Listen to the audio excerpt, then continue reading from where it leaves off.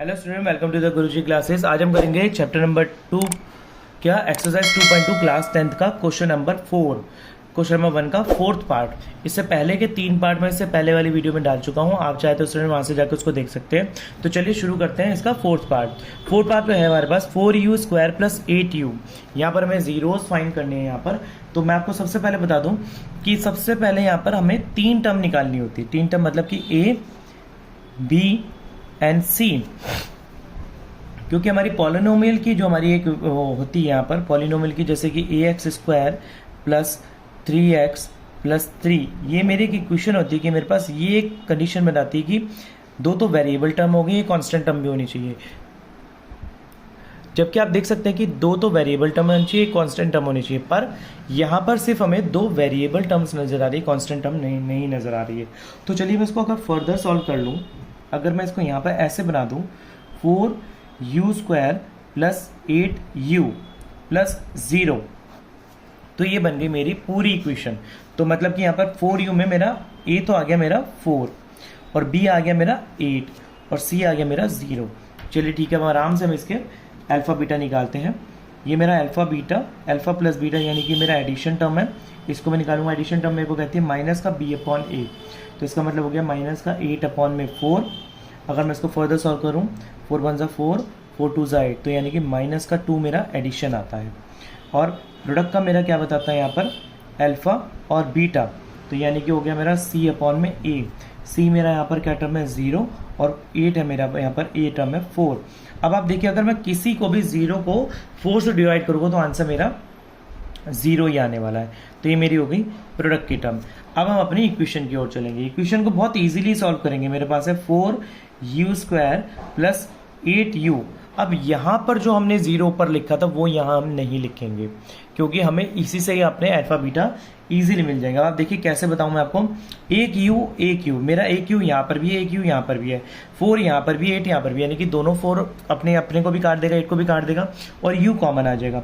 तो मैं यहाँ पर 4u कॉमन निकाल लेता हूँ और अंदर बच जाएगा मेरे पास u + 4 2 8 2, 4 2 8 कैसा आया 4 2 8, u + 2। तो आप देख सकते हैं कि ये तो मेरा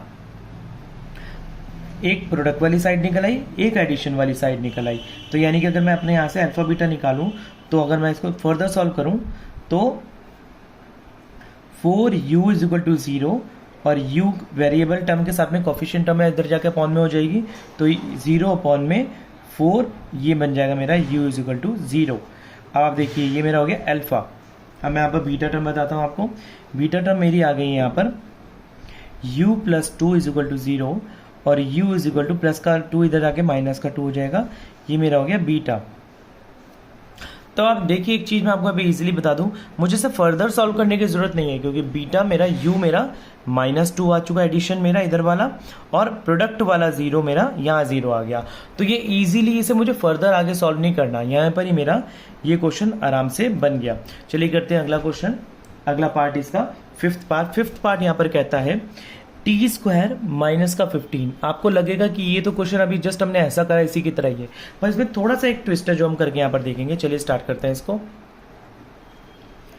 हम फर्दर सॉल्व करने के लिए सबसे पहले अपनी देखिए ax² + bx + c, ये मेरी पॉलिनोमियल की कंडीशन होती है। तो यहाँ पर आपको कांस्टेंट टर्म दिख रही है, आपको वेरिएबल टर्म नहीं दिख रही है। तो मैं वेरिएबल टर्म अगर इसको यहाँ पर जैसे हमने ऊपर करा था वैसे नीचे करेंगे। यहाँ पर अगर मैं t² माइनस का 0t कर दूं, और सॉरी माइनस का करने के लिए प्लस का कर दें, यहाँ पर प्लस का 0t कर दूं और माइनस का 15 कर दूं, तो ये मेरी बन गई इसकी तरह पर, इसकी कंडीशन को फुलफिल कर दिया। चलिए मैं अपने यहाँ पर a, b और c निकाल लेता हूँ। ये मेरे अगर a क्या है, मेरे यहाँ पर मैं इसके t² के मल्टीप्लीकेशन में इसका कोफिशिएंट क्या है यहाँ पर 1, और b क्या है मेरे यहाँ पर 0, और c क्या है मेरा -15। चलिए ये भी बन गया। अब मैं यहाँ पर एडिशन सबसे पहले कर लेता हूँ अपने। अल्फा + बीटा = माइनस का b/a बनता है मेरा, तो माइनस का b/a, b क्या है मेरा 0 और a क्या है मेरा 1, तो यानी कि आंसर मेरा इसका 0 आ जाएगा।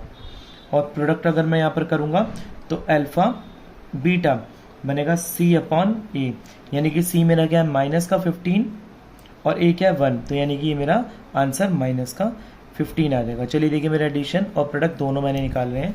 नीचे मैं इसके अपनी इक्वेशन को सॉल्व करूंगा और वेरीफाई करूंगा। देखते हैं यहाँ पर इक्वेशन है मेरी टी स्क्वायर माइनस का 15। अब आप देखिए क्या इस 15 को मैं रूट 15 लिख सकता हूँ, यहाँ पर रूट 15 का स्क्वायर लिख सकता हूँ यहाँ पर। वो हम क्यों करेंगे वो भी मैं आपको बताऊंगा। क्या इस 15 को रूट 15 का स्क्वायर लिख सकता हूँ, कैसे लिख सकता हूँ मैं आपको बताता हूँ। देखिए अगर मैं रूट 15 को, यानी रूट है तो मतलब कि दो स्क्वायर होगा तो मतलब 2 बार होगा, रूट 15 को रूट 15 से मल्टीप्लाई करता हूँ तो आंसर मेरा 15 आता है। तो मैं 15 को इस तरीके से भी राइट डाउन कर सकता हूँ, यानी कि अगर मैं रूट 15 का स्क्वायर है मतलब कि रूट 15 2 बार है, इसका मतलब कि आंसर मेरा 15 आएगा। तो ये जो 15 है मेरा इस कंडीशन को फुलफिल करता है। तो मैं चाहे इसकी जगह पर ये लिखूँ चाहे इसकी जगह पर यहाँ पर ये लिखूँ, बात एक ही है। तो मैं यही यहाँ पर करूँगा, टी स्क्वायर माइनस रूट 15 का स्क्वायर। अब आप देख सकते हैं कि यहाँ पर मेरा यहाँ पर एक आइडेंटिटी निकल कर आ रही है, कौन सी वाली, ए प्लस बी, ए माइनस बी की मेरी आइडेंटिटी यहाँ पर निकल के आ रही है, जो कि होती है ए स्क्वायर माइनस बी स्क्वायर। ये मेरी एक आइडेंटिटी यहाँ पर निकल के आ रही है जो मेरी यहाँ पर मैं लगा सकता हूँ। चलिए लगा देते हैं इस आइडेंटिटी को। इस आइडेंटिटी को मैं यहाँ पर लगाऊंगा तो मेरा क्या बन जाएगा, ये टी प्लस रूट 15 और यहाँ पर हो जाएगा टी माइनस रूट 15। चलिए देखिए अब इसको सॉल्व करूँगा मैं तो कैसे बनेगा। अब आप देख सकते हैं कि मेरा यहाँ पर भी आ गया और इधर भी आ गया।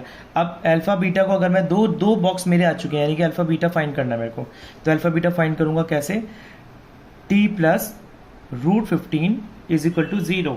तो यानी कि T is equal to plus का रूट 15 इधर आके माइनस का रूट 15 हो जाएगा। तो यानी कि मेरा अल्फा आ गया।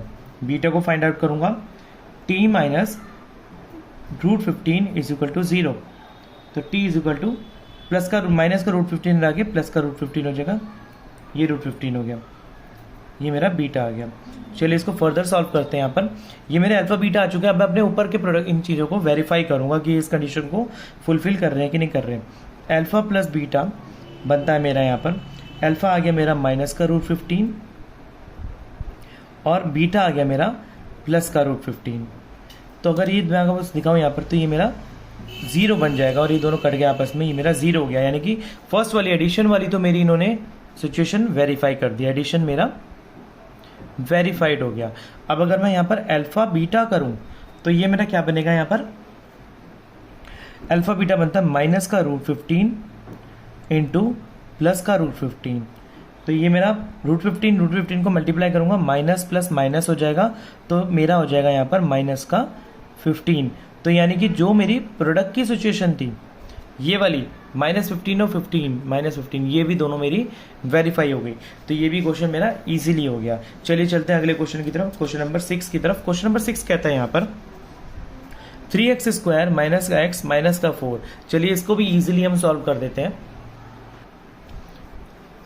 इस क्वेश्चन के अंदर भी हम सबसे पहले अपने a, b and c write down कर लेंगे। तो a b c क्या है मेरा, a क्या है यहाँ पर 3, b क्या है मेरा कॉफिशिएंट के साथ में, कॉफिशिएंट वेरिएबल के साथ में मेरा कॉफिशिएंट कुछ नहीं है, तो b मेरा हो जाएगा माइनस का 1, c मेरा हो जाएगा माइनस का 4। चलिए इसको फर्दर सॉल्व करते हैं। अब मैं यहाँ पर देखता हूँ कि अल्फा और बीटा यानी कि एडिशन सबसे पहले मैं अपने निकालूंगा। अल्फा प्लस बीटा बनता है मेरा माइनस का b अपॉन a। तो b क्या है मेरा माइनस का, यहाँ पर 2 माइनस आएंगे स्टूडेंट्स, एक माइनस ए और एक माइनस ए, माइनस का b अपॉन ए 3, माइनस माइनस 1 प्लस में यानी कि 1/3। एडिशन मेरा आ गया 1/3 और प्रोडक्ट देखता हूँ मेरे प्रोडक्ट क्या आ गया यहाँ पर, alpha beta is equal to c upon a. तो c क्या है मेरा माइनस और माइनस का 4 अपॉन में एक है 3। अब देखिए ये एक तो माइनस, सॉरी यहाँ पर कोई माइनस नहीं, एक ही माइनस आएगा, वो ऊपर का देख लिया गलती से मैंने, यहाँ पर कोई माइनस नहीं, यहाँ पर सिर्फ एक ही माइनस आएगा, तो मेरा हो जाएगा माइनस का 4/3। तो ये मेरा प्रोडक्ट आ गया। अब जो आपने जीरोस को फाइंड आउट करूँगा, जीरोस को फाइंड आउट करने के लिए मेरी इक्वेशन यहाँ पर बन रही है 3x स्क्वायर माइनस का x माइनस का 4। अब मैं इसको इससे मल्टीप्लाई करता हूँ, यानी कि 3 को अगर मैं 4 से मल्टीप्लाई करूँ तो मेरा आ जाएगा 12। अब 12 के अगर मैं ऐसे फैक्टर्स करूँ कि देखिए अगर वेरिएबल के साथ कोई टर्म नहीं है, मतलब कि मुझे 1 चाहिए, वेरिएबल के साथ कोई टर्म नहीं है तो मतलब मुझे 1 चाहिए, यानी कि अगर सिंपल है 3 और 4, 3 4 से 12 होता है, यानी कि 3 और 4 में से 3 चला जाएगा तो 1 बनता है। तो मैं इसको एडजस्ट कैसे करूं कि माइनस का 1 आ जाए। अगर मैं यहाँ पर 4 लिख दूं और 4x लिख दूं और यहाँ पर लिख देता हूँ मैं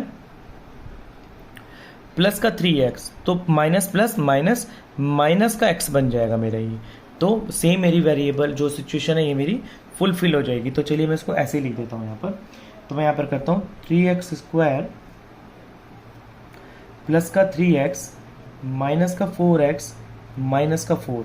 अब देखिए एक x इसके पास भी है, एक x इसके पास भी है, तो 3 यहाँ पर 3 मेरा 3x कॉमन आ जाएगा, 3x कॉमन आ जाएगा, यहाँ पर अंदर बच जाएगा x प्लस 1। अब देखिए सेम सिचुएशन है, यहाँ पर माइनस कॉमन लूंगा सबसे पहले मैं, 4 इसके पास भी है, 4 इसके पास भी है, तो मेरा माइनस का 4 कॉमन आ जाएगा और अंदर बचेगा माइनस माइनस प्लस प्लस 4 1 ज़ा 4 x प्लस 1। देखिए दोनों ब्रैकेट्स मेरे सेम आ गए। अब मैं आगे सॉल्व करूंगा, इसको इसके साथ लगा दूंगा यहाँ पर 3x माइनस का 4 और यहाँ बन जाएगा x प्लस 1। ठीक है, अब मैं अपने जीरो फाइंड आउट करूंगा अल्फा और बीटा। 3x माइनस का 4 is equal to 0, 3x minus का 4 इधर आके प्लस का 4 हो जाएगा 4 और ये मेरा हो जाएगा x is equal to 4 upon में 3। तो ये मेरा हो जाएगा अल्फा। और बीटा फाइंड आउट करूंगा मैं यहाँ पर x plus 1 is equal to 0, तो मैं यहाँ पर देखूंगा x इज इक्वल टू, यहाँ पर ये 1 इधर में चला जाएगा मेरा, तो माइनस का 1 आ जाएगा, ये बीटा हो गया मेरा माइनस का 1। चलिए अब मैं अपनी वेरिफिकेशन करता हूँ यहाँ पर। तो मेरा सबसे पहले एडिशन की मैं देख लूँगा वेरीफाई करता है कि नहीं करता। अल्फ़ा प्लस बीटा, तो यानी कि अल्फ़ा मेरा है 4/3 और बीटा है मेरा प्लस माइनस का 1। तो अब जब ये प्लस माइनस का 1 हो गया तो अब आप देखिए इसको सॉल्व कैसे करेंगे। यहाँ पर ये मेरा सॉल्व हो जाएगा 4/3 प्लस माइनस माइनस माइनस का 1, इसके नीचे 1 रख लिया अगर मैं तो एलसीएम आ जाएगा यहाँ पर, तो मेरा बन जाएगा, इसको इससे क्रॉस मल्टीप्लाई करके मेरा पर 4 माइनस का 3/3 बनता है, क्योंकि क्रॉस मल्टीप्लाई कर दी मैंने। अगर नीचे 1 आता तो सेम डिजिट आ जाएगी, 4 में 3 गया, मेरा आंसर यहाँ पर 1/3 आएगा। तो यानी कि अगर मैं आपको बताऊँ कि मेरा एडिशन की जो कंडीशन थी ऊपर ये वाली, ये मेरी फुलफिल हो गई, ये दोनों सेम फुलफिल हो गई, तो ये मेरा एडिशन का आ गया। मैं प्रोडक्ट का देखता हूँ यहाँ पर अल्फ़ा और बीटा। अल्फ़ा बीटा मेरा क्या है, अल्फ़ा है मेरा 4/3 और बीटा है मेरा माइनस का 1, तो मेरा यहाँ पर आ जाएगा 4 माइनस 4 1 ज़ा 4, 4/3 और प्लस माइनस माइनस माइनस का 4/3। तो प्रोडक्ट की भी मेरी वैल्यू जो ऊपर आई थी यहाँ पर, ये इसको फुलफिल कर देता कंडीशन को, तो ये भी मेरा वेरीफाई हो गया। सो स्टूडेंट्स इस वीडियो में इतना ही। इस वाली एक्सरसाइज के नेक्स्ट क्वेश्चन मैं नेक्स्ट वीडियो में करके दिखाऊंगा आपको।